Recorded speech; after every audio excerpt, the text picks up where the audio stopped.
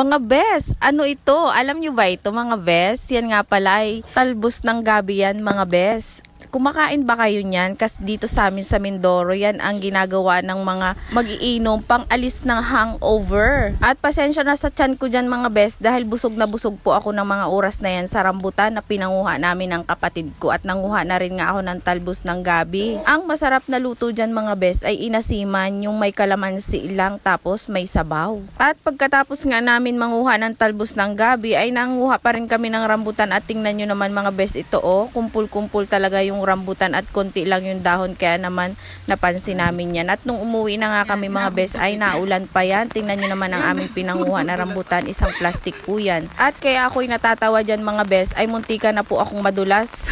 Ulanin kasi nung pumunta kami ng rambutanan talaga pong naulan. Kaya naman ayan tingnan nyo mga bes nakapayong ako at pauwi na kami ng mga panahon na yan. At ito na nga niluto ko na yung gabing Makati. Charis. Yun lang. Bye!